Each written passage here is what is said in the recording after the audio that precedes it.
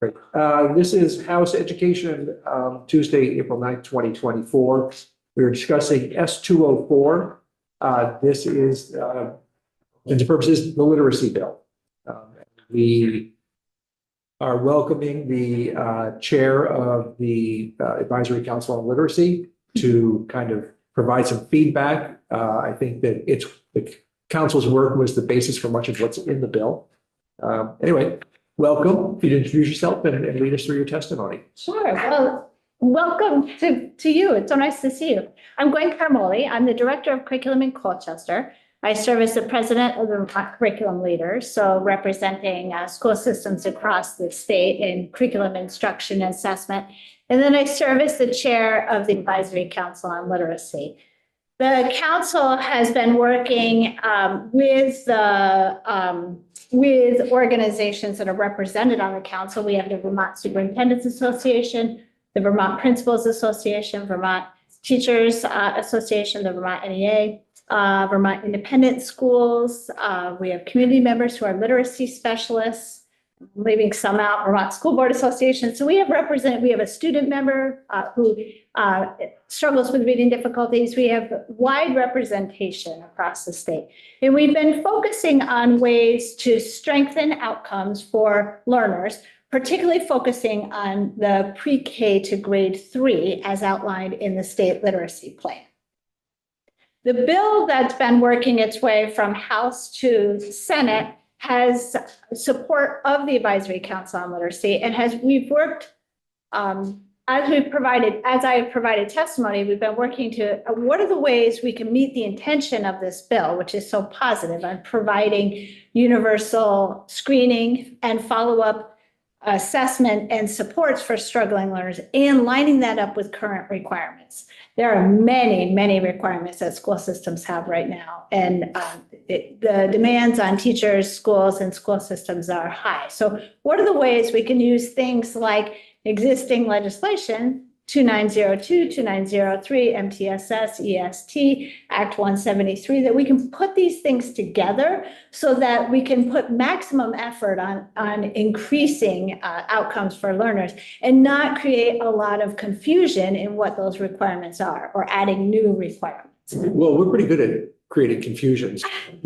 strategy. Well, it's a strong effort on my part to try to create some coherence around this. Very much appreciated. Oh, well, you're welcome. And it's been really nice to have amazing conversations around the state. What I would say is that the bill represents so much of that good work. And there are only a few areas that I have highlighted that I think could further strengthen that.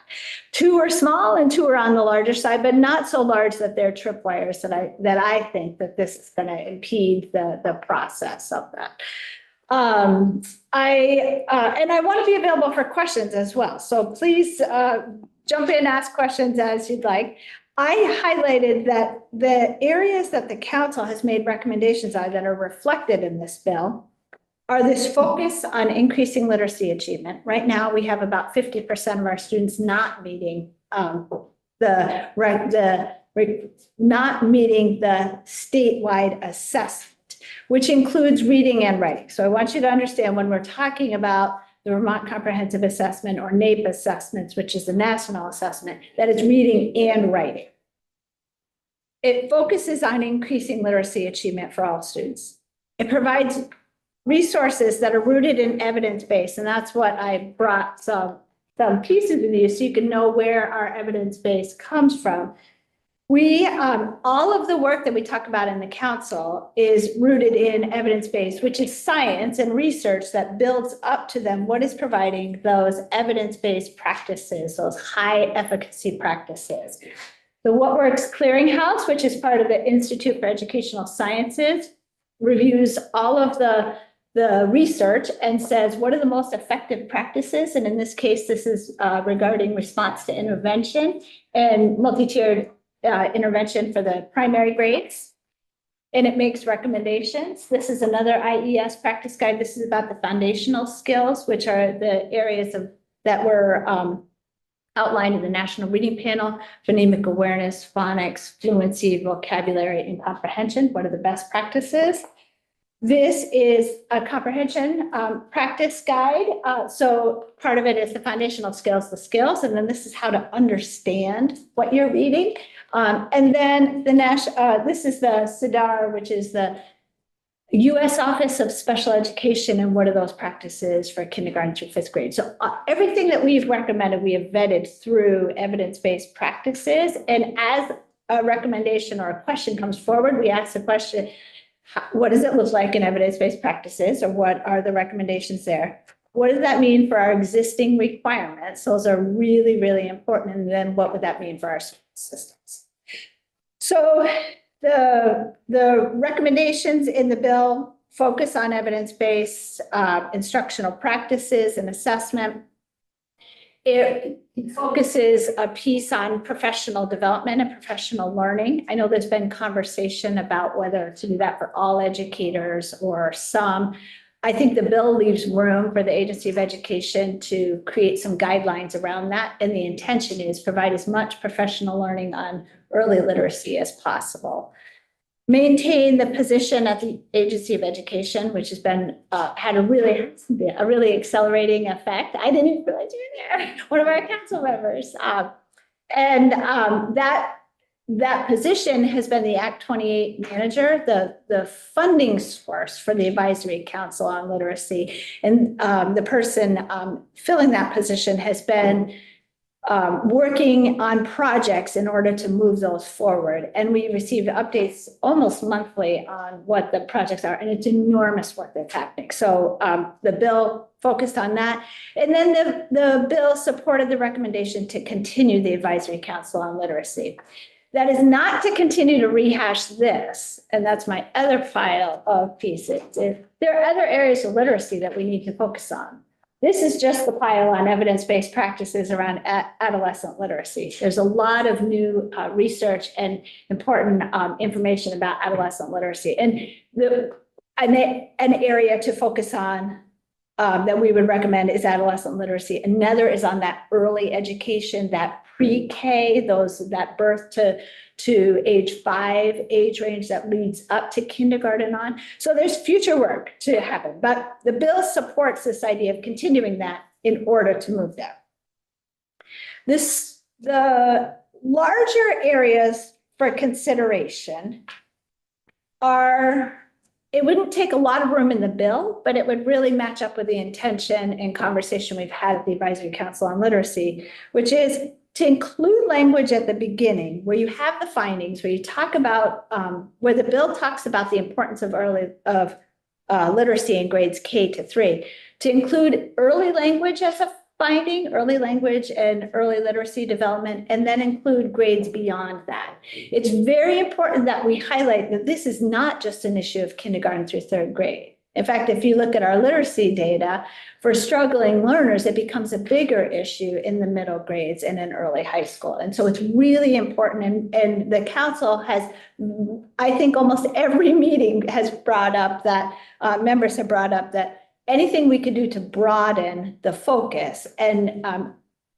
all grade levels working on support for this. But in the bill, it would be adding some language in the findings. Are these, so in the report, the 2023 report, there's prioritized recommendations. Are these included in those priorities? They are sort of a synthesis of the recommendations. So these all they have all come from the bullet points that I highlighted that are included in the bill are elements that we've had in our recommendations. We've had 3 years worth of reports and recommendations. And then the 4 smaller things are elements that the council has discussed. Okay, so there are some recommendations you would like to add to the bill? I would say adjust to the bill. Adjust to the bill? Yes. Okay. Small adjustments. So the first one is to, in this section of findings, include some language that has that early language development, early literacy development, include the grades beyond 3. The next recommendation is related to work that we are right in the middle of, which is data collection. There's a lot of concern. There's a lot of support for collecting and using data. at the local level. And there's a general concern about the data collection itself and what that impact would have on school systems and how it may not directly impact students. So the recommendation that we would make, and we have our last meeting coming up May 1st. So we are not yet at the point where I have a full vote, but we are getting close to this. The conversation has been, we really support this idea of using data, of school systems supporting data, and taking some data that we would collect at the statewide level, but be very considerate of what that data may be, what the grain size of the data is. And the most useful data is actually the data that's in the school systems that's driving the support for the learner. It would be something like an annual data collection of what percentage of students and which of your, not names of students, but number of students are having difficulty or showing difficulty on that universal screener and or on follow-up assessments. And what screeners are you using? So that would be a way that you could track data across the state, which screeners are in use, which school systems are providing the supports that are gathering the data about which students need help and on which measures are they doing that. Getting much beyond that creates a really large impact on schools, on school systems, and on the agency of education. A data collection seems easy for me. I regularly use data in my school system. I am fine providing it, but what I may be using as a screener may differ from my neighbors in other communities. And they may not have someone in the role who can gather that data and send that data. And then which sort of grain size of data would you provide? So the council is supportive of, or appears to be supportive in our discussion of absolutely data at the school system level that's driving supports. Do the screening, do the follow-up assessment, do the follow-up supports, provide some data, but be thinking about what level of data that is. So I made some recommendations based on the council's conversation to eliminate some of the data collection that's in here to make it more usable at the school system level and not put up additional hurdles that are going to slow down student progress for learners. The last two recommendations are a little bit smaller in grain size, or a little bit more technical. One is about the role of the advisory council on, or the roles on the advisory council. The Vermont Curriculum Leaders, as I serve as president, does have an executive director. And right now they're listed, they are not included in the ex officios with the other organizations that have executive directors. So I would request that gets moved up. One of the reasons that's important in the bill is not about the role itself, but it's about the continuity of role. Right now, they're listed as a 2-year cycle. So we've done, and you're allowed to renew one time. So we've done 2 years. I'm in the middle of, I'm about three and a half. I'm just about to time out of the role. We would have to find another representative serving on that, which means you're also going to have another chair of the advisory council. And it changes the nature of how that voice of the people who are doing the curriculum instruction and the assessment. So I would recommend moving that up to the ex officios with the others. And then the last one is really, the bill outlines fewer in the continuation of the Advisory Council on Literacy. It has been a recommendation to go down to 4 meetings per year. Within that, the tasks that are there are the tasks from Act 28. And so they would be the same ones we'd be working on, which we are just about to finish up. We've been working our way through those tasks. So we need them to be completed. And we would want them to be renewable and achievable within a year cycle. So I went through and I was recommending that on any given year, there would be a review of the implementation of the state literacy plan, a gathering of input on services to support school systems, a review of the evidence-based instructional practices, and then a review of the literacy assessment results. But it may change. It's the recommendation would be to then change into different areas of literacy. We've talked about adolescent literacy, we've talked about early literacy, we've talked about writing. Each of those areas could be a full year or more, that a cycle where we would do an intensive focus on. And then eventually we may come back to the K-3, but have it something that's annually renewable. And so it's moving as the work is moving forward, as opposed to these are the tasks, check, check, check, we're finished. So I would say that the work that Senate Education did has been really responsive to the evidence, the council's recommendations, the recommendations by the literacy community, and aligning to the requirements that are currently in the state. We've used those very heavily in our conversations at the council level, and have been really appreciative that Senate Education has helped us line some things up. An example of that was there was a discussion about a literacy plan that a student would have. So we would have a universal screening, you may have follow-up screening, you may have a need for a support plan, and then there was a special plan that was written about. But school systems across the state are implementing Act 173, and they may have an EST plan. They may already have an IEP. They may have different plans already happening. And so we said, can there be flexibility in that? The idea is that they're going to receive some supports, and that there would be parent and family notification, and there would be an inclusion of the needs-based learning. But we need some flexibility in order to meet this requirement we're just putting in place and the intention of providing literacy support. So the council has been very appreciative of the collective effort and the following of the recommendations and the work to line up those line up the recommendations and the requirements.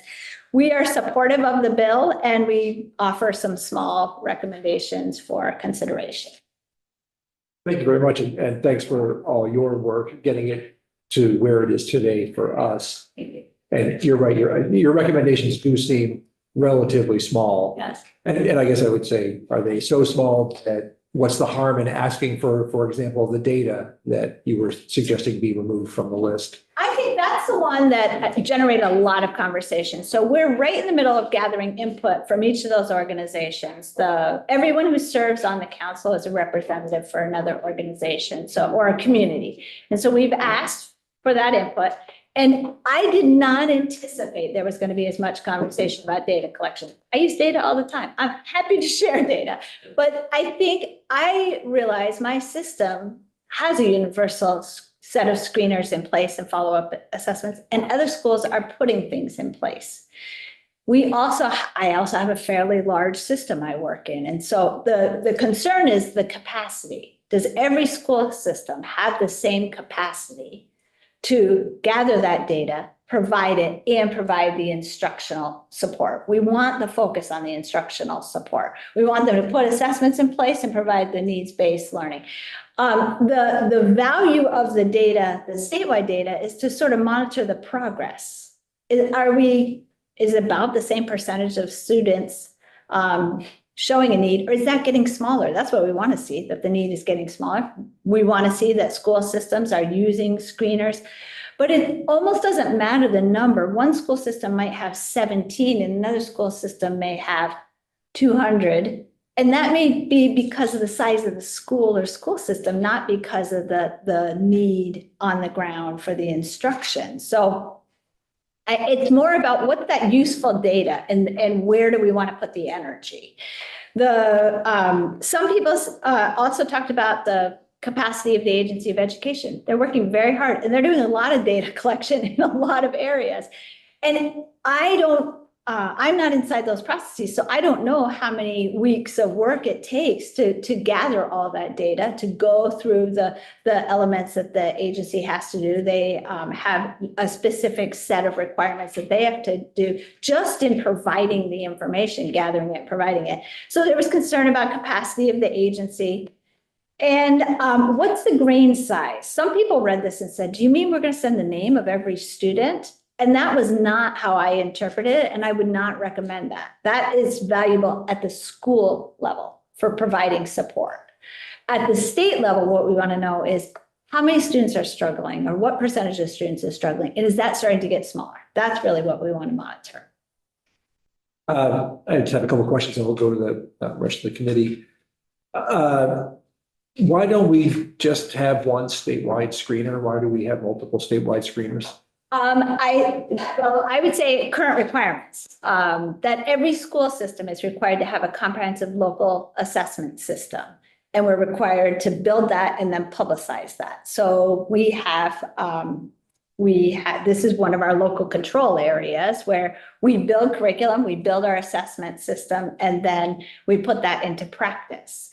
I would say there are about 6 different universal screeners that people are using, the big broad ones. My school system uses Star Renaissance, Star Reading. Right next door, one of the school systems uses FastBridge, another one uses iReady, another one uses Dibbles. So there are different assessments being used. We're all assessing the same standards. We're all assessing phonemic awareness, phonics, fluency, comprehension, and vocabulary. We're all doing that. And so the assessment almost doesn't matter. It matters, are you doing it? And are you making sure that you're assessing those areas? So they're largely the same. They are largely the same. Some of them are smaller single assessments. So an additional assessment I do is the phonological assessment. So I do STAR assessment and I do one on phonological assessment. So I know that I know which of my students in kindergarten and in first grade may be struggling on their phonemic awareness. But that STAR is a large online screener. It has multiple areas. Some of them are single subtopic assessments. And then also it has been suggested, we all got an email from Doreen Dorfman, that we define words like explicit, evidence-based, systematic. Mm-hmm. Any thoughts on that? I think it's always a good idea when you're saying that. The evidence research says explicit and systematic. That's the language they use over and over again. And it starts with the National Reading Panel, which is the biggest document that came out in the year 2000, and it has followed the literature forward. Certainly inside the National Reading Panel, there are some definitions of explicit and systematic. So it's not a bad idea. I would use if you're going to go with the definitions, I would use the definitions that are used inside the evidence-based literature. Good suggestion. Thank you. Representative Williams. Yes, hi. Hi. Were these suggestions that were brought to the Senate and they chose not to put them in the bill? Or are these something that have come about since? They've come about since. So actually, we were working on other issues through the Senate bill. So these are sort of the last pieces. And the data collection, we hadn't gotten to it at the council level. So it wasn't, we did not have that conversation. Okay. We weren't sure if the advisory council was going to make it into the bill. So we didn't have, other than saying, please provide in the other areas. So it's sort of, as the bill has moved, these are those last pieces. Thank you. Thank you. Representative, two of you, yes, first, second, sorry. Okay, thanks.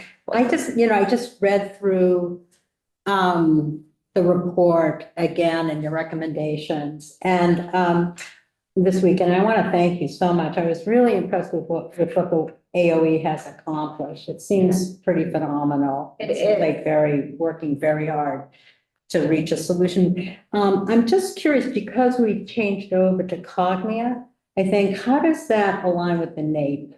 Well, it's two different assessments. Cognia, Vermont Comprehensive Assessment System, we're right in the middle of that, actually. Done 2 weeks in my school system, and we're starting week 3. That's a statewide assessment of grades 3 through grade 9 in English language arts, mathematics, and then science in grades 5, 8, and 11. NAEP is a randomized look at students in grades 4, grade, and in 4, 8, and in some school systems, grade 12 across the state. So not every student in grade 4 in Vermont takes it. Not every, they do, I think the sample size is 100 if you are one of the selected schools. And then they compile that. So we get state data as opposed to school and individual data. So it's different. It's a different structure. They also are looking at reading and writing, but they are mostly assessing the reading comprehension of students, deep reading to NAEP. On the NAEP. On Cognia, on VitCap, they are looking at reading, writing, and they are also looking at listening. So students do have tasks where they are listening. Both of them look at one or up to 3 different pieces of literature. One might be a literary, one might be informational, one might be a poem, and then they ask students a series of questions. They are complex.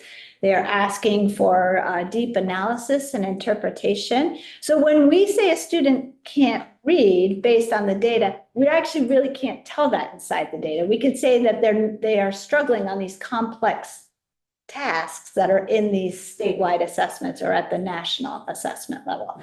It is tricky with a new assessment. I can't look backward at Smarter Balance and say the same thing of VitCap, but they are the same set of standards. And so I can make some assumptions and I can look at what were the things in grade 4 in Smarter Balance and what were the things in VitCap Cognia that in that same grade that are assessed. And I can start to do some internal alignment, but it's not an easy apple.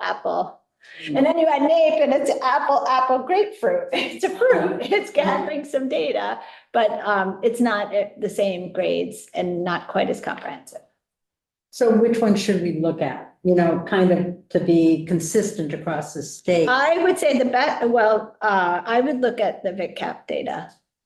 I think that gives you a snapshot of almost every learner in grades 3 through grade 10, 3 through grade 9, and then grade 11 in science. And I just have 2 more questions. At the bottom of page 2, on the 23 report, you say evidence-based instructional practices and assessment, reading and phonemic awareness. And then you go on to highlighting evidence-based practices aligned to the science of reading, research, and why not use science of reading throughout, as opposed to that and evidence-based? So there are a lot of good things inside the science of reading. So I would say some of them are focused on the struggling reader and versus what is our full class instruction need to look like. We want it all to be explicit and systematic. But there are some practices that are specific to that struggling reader that are highlighted in the science of reading that may not be fully aligned with evidence-based. And some of those pieces show up in the comprehension. The original conversation about the science of reading was very heavy on decoding and fluency and had less on that comprehension side. It talked about vocabulary, but didn't talk about as much on the comprehension. Comprehension is a huge part of what we assess in reading, and we need to add that in there. So we use the language of the positives of the science of reading, and we also want to follow the full evidence that's showing here's reading instruction that aligns with the science of reading practices. And just the modules, just one more, that's all, one more. Just the modules that the AOE developed and is using. One was funding. My sense is that they needed funding to continue that license or whatever. And I don't know if that is included in the bill, and I'm sorry, I can't look at the bill. And what do you think of them? So I'm supportive of the efforts to provide professional learning to school systems and educators across the state. I appreciate they are available for free. I know they were created with ESSER dollars, and I think it's a multi-year contract they have. I don't know the expiration of that, and I don't believe the bill asked for funding for that. I would say there are many organizations providing high-quality professional learning, and the council is very appreciative of the modules being available and supportive of others as well. Some are in the state, some are outside the state, some are online resources. And so the bill outlines some flexibility in what that professional learning is, including the modules, and leaving there's some development of some recommendations for that professional learning so that other organizations and high quality professional learning could be available. There are some school systems who've done extensive professional learning already. We don't want to block them out and say you can only do it in one way.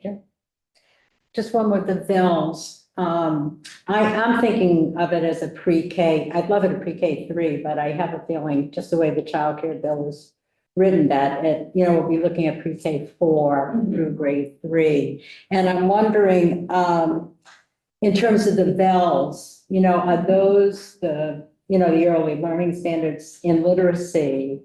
Do those align well, let's say, to the kindergarten, to the first grade? Well, the Vermont Early Learning Standards don't have content standards per se. They have the early literacy and language development. And Okay. so they have some of the phonemic awareness, some of the rhyming, some of those pieces, but they do not specifically say the grade level content that is needed in order to be, that the reading standards, Common Core standards outline. Mhm. They are complementary, but they also, the VELS, a portion of VELS is play-based. The Common Core standards is very academic-based. And so there are ways that they fit together, but they, using one without the other would miss that early language development and perhaps would miss the content that's needed, the development of the reading skills, and then the comprehension that's needed. Great, thank you so much. You're welcome. Representative McCann. Hi. Hi. Thanks for being here. As we continue to address staffing challenges in our schools, I'm concerned about the additional mandate that this puts on educational professionals, teachers, that are already maxed out. It seems to me, the way that this bill is written, that everyone would get training on literacy. And it takes me back to writing across the curriculum and those days when math teachers like myself would roll our eyes because we're already doing the reading and writing that we think is necessary as professionals in our disciplines. So for instance, I teach statistics, so I'm providing them guided notes. So when they're watching an instructional video, they can take notes that are, scaffolded for them. We're talking about critical thinking all the time. They're asked to make conclusion statements. They're not just asked to calculate, but also to interpret the numbers that they come up with. And all the vocabulary that goes along with the discipline as well. Can you just speak to that piece that all educators would be asked to do this professional development? And when that would occur and how that would occur? Are we talking about professional development that's housed at the AOE? Just what would it look like and how is that helpful in recruitment and retention of teachers at a time when we're maxed out? Well, that's definitely been part of the conversation at the council. That capacity issue and the exhaustion that our educators are facing. I would say this bill is focusing on K-3, and that's important for us to understand. And one of the recommendations I had made as the Senate was crafting the bill was to consider, are there some ways to differentiate that professional learning? Do all educators need it in the same capacity? Might some have 2 hours and others have the full set of literacy modules? If I'm a literacy instructor or a classroom teacher in the primary grades, I need all of the hours. If I am a physical education or focusing on science, I may not need as many hours. And so there's room, I believe, in the bill for the AOE to set up some guidelines, some recommendations, I think is the language they landed on. It's really important, though, that we understand that, as you were saying, literacy does impact all of our content areas. And so what are the ways in which we could provide that? And the recommendation was to work with the Professional Licensing Board to gather that information, set requirements for all of the endorsed educators, and then keep the data at that level. I can't speak to what that means in a school system. I can say in my school system, in our grades, we are doing literacy in all 5 of our buildings in some capacity. And we are providing extensive training for our specialists, our reading specialists, our reading teachers, our primary grades. So it's somewhat differentiated. But I don't know exactly what that would look like. I think they were looking, this bill was describing it at the endorsement at the standards board level, the state standards board. When you go for your endorsement, you have this amount of time in order to get those required hours, and they would keep track of that information. And the Agency of Education would help set for those endorsement areas, what would the requirements be? But I think there's room for some shaping on this one. I recognize that schools are working in overdrive in many different areas. I mean, just the conversation we were having earlier in the testimony before this is an area, it's a reality in our schools. So we have staffing issues, we have student needs, we have family needs, we have educator, our elementary educators are teaching every content area.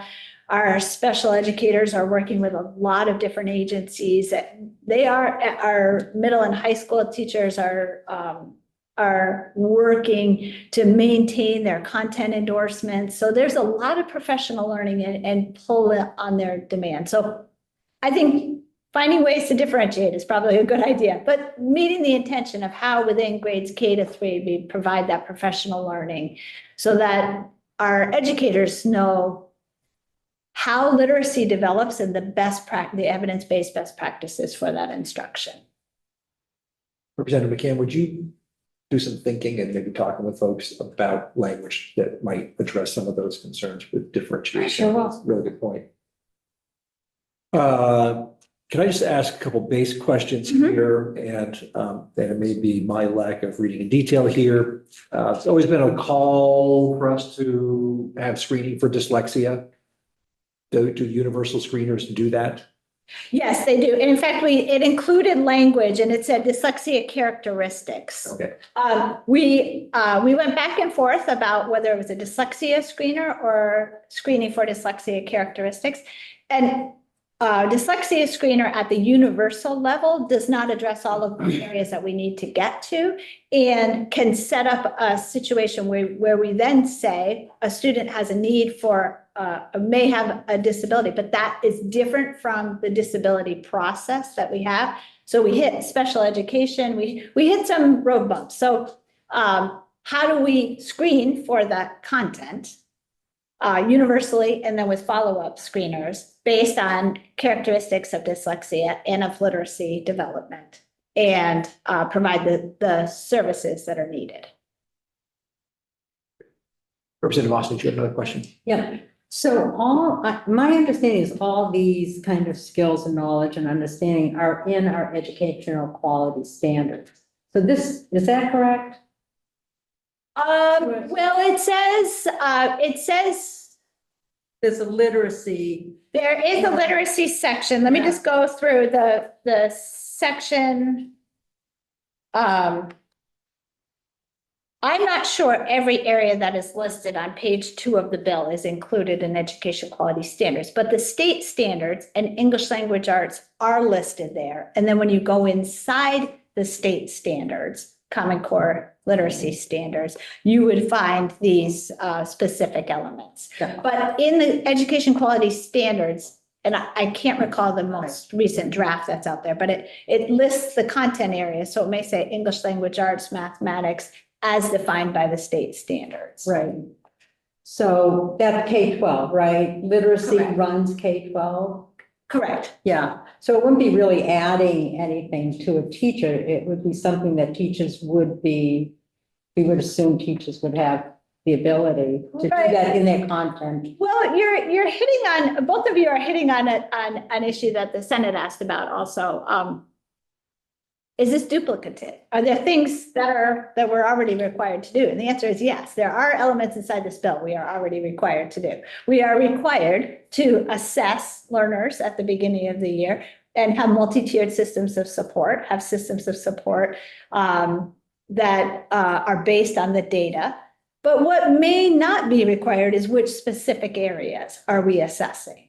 And are we monitoring that? And are we in, we've had statute 2902 and 2903 MTSS and early literacy for more than 10 years. And now we have Act 173, and we have schools that still don't fully have that in place. So it's an effort to clarify what things would best serve the struggling reader, and how do we make sure that this happens in all of our school systems? Thank you. Representative Bus. Thank you.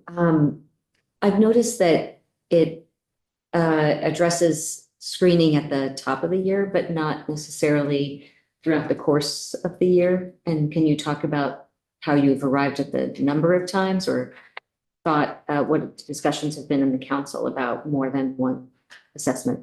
Yeah, so MTSS, our Vermont Multi-Tiered Systems of Support, says you do a universal screener at the beginning of the year, and you have benchmark screening along the way. And benchmark for my system means 3 times a year. And for some school systems, it means 2 other times a year. But it depends on, the benchmark this is at various times in the year, you are reassessing against them, and you're saying who needs help now.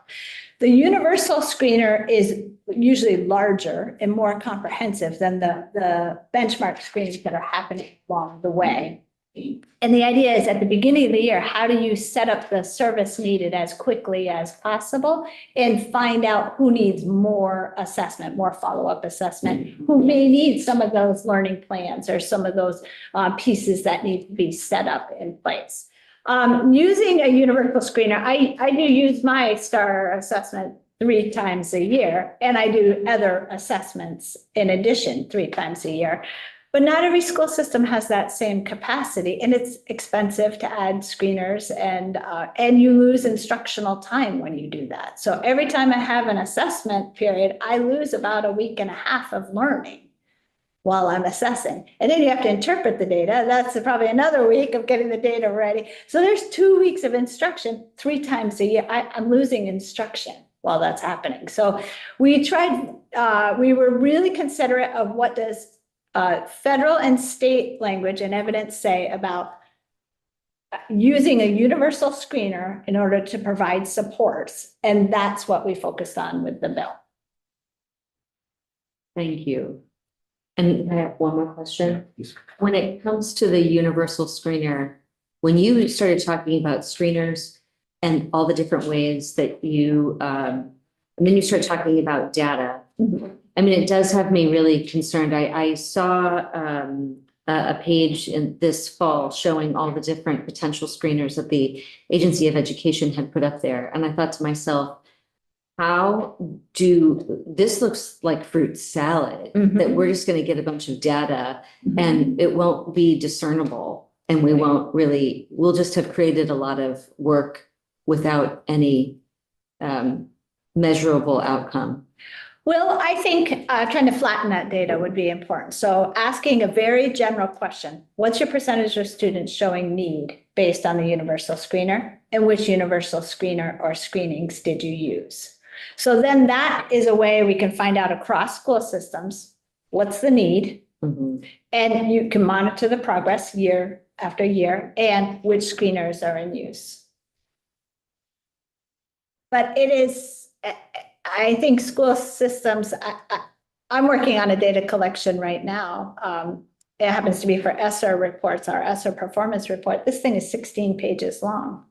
It goes on and on. I know it's federal, but that's just one bit. I'm doing assessment data that I'm getting ready for continuous improvement planning. That's required. And It's been probably 3 weeks of work in preparation that I'll bring to the team that we will then develop our continuous improvement plan for the next few years. But data collection takes time. Ideally, we've got pretty actionable data at the beginning of the year. Who needs help? And then we provide the supports. And one time a year, we would do a data collection of what's that percentage and what are those, what are the screeners you're using? Right, so we are screening, in this bill, we are screening all kids kindergarten through grade 3. Yes. And we are also assessing them, but that it's, It is, well, that's, it's one and the same, but that could be a good definition to provide. The idea of the screening is you can do an assessment, but the assessment needs to be aligned to grade level standards on these particular skills. And that screening is helping you know against that set of skills where students are. Students who are not doing well on the screener, then you do follow-up assessment to find out more about their needs, and then you set up a learning plan for the learner and notify parents and get moving on the additional instruction. One thing that I have heard a lot throughout the years is, okay, so a student, if they have issues, let's say it's the first grade, and they go into intervention. And when I ran a COVID learning school, one of those students was in the 5th grade and had still not progressed since still reading at a first grade level. And so even though we're providing everything that we're supposed to be providing, if it's not effective, is there anything in this bill that allows us to do anything different once we get this data with this screener? Well, it would tell you which areas of need the learner has. Sometimes we use a pro forma, everyone's going to get the same intervention or everyone's going, and really evidence says that intervention needs to be differentiated based on the needs of the learner. And if I have difficulties in the area of fluency, I should be receiving intervention on fluency. I still need word work. I still need to learn how to break down words, but I need my assessment may show my area of need. And so ideally, this bill is helping us find those areas of need. The other thing is we would say there are some practices that are much more effective than others, and they're evidence-based and they're outlined in the evidence. And this is calling attention to, we need the instruction to be systematic, explicit and systematic and evidence-based. Those pieces are really important. I can't guarantee everyone's intervention is that, but I think this is a bill that helps work toward that. Sure, that's what you're saying. Yeah. There's a small section here. It says each local school district and approved independent school shall engage local stakeholders as defined by the school district or independent school to discuss the importance of reading and solicit suggestions for improving literacy and plan to increase reading proficiency. What does that look like? What are we talking about for stakeholders here? Do we really need to discuss the importance of reading? I would say when we receive federal dollars, which come to us through the state, we do have requirements to have stakeholder engagement. So one of the ways it looks like in Title I, when we receive funds from Title I, we have to have parent engagement where they're providing feedback on the services or opportunities for engagement. And so it's not just we're going to give you information. Sometimes we need to have dialogue in order to strengthen that. I think it's an effort to connect to communities and stakeholder engagement, but that was not one that the council has spent time with discussion on. I didn't know if stakeholders, and it says as defined by each school, but I didn't know if stakeholders meant the literacy teachers or, whatever, but. I would say it's the Really means- community and the instructors. Yeah, okay, all right. And yeah, I was just reading through it. I read through it now a bunch of times sitting here. And Rep. McCann's concern about, or the idea about differentiating, it actually doesn't really speak to it much here. It's pretty much a sentence that talks about providing. So that might be something for us to definitely. Yeah, and I had brought that up in previous testimony with Senate Education. I do think this is an area, I think we're we're really committed to trying to move this bill Yep. forward. And we don't want this to be the stumbling block, but I'm not sure every educator. This bill is really in relation to kindergarten to third grade. Yeah, definitely. And so you may want to define it by grade span, you may want to define it by roles. I think there's some room for some differentiation. I think one of the discussions has been, is the AOE's program of modules they put together sufficient? Is it effective? I realize it's new, time will tell, but I think most educators would say not without coaching and, sort of a human being guiding the work as opposed to just plugging through some computer module. Yeah, I would say it is more than what you might find. There are a lot of infomercials and, 45-minute or 1-hour literacy information on literacy instruction. Often they are vendor sponsored, but they usually have a high quality provider connected as well. It is much more comprehensive than that. And there's some general, and then they go into early literacy and adolescent literacy. So it's really nice that they've differentiated in that way. And so you can choose your own adventure, but it's like taking a graduate course, you cannot do it quickly. You have to read through these parts. It is specific to Vermont. So there's context in there about Vermont multi-tiered systems of support, the state literacy plan, the blueprint. There is information in there that is specific to Vermont. But it's information. Then you have to figure out how to give that instruction. And so that coaching is important. It's just that was not necessarily what we know, that finances are tight around the state. And so we're working really hard to find what are the highest leverage things that we can make available, and professional learning would come before, to me, the coaching. One more question. Are all the recommendations that you made today in your letter, in your testimony? They are, although we did not talk about the differentiate, the question, the responses are not necessarily fully in here. Right, okay. Great, thank you. Terrific. Thanks very much for your time today. Yeah, thank you so much. Committee, let's take 7 minutes. We've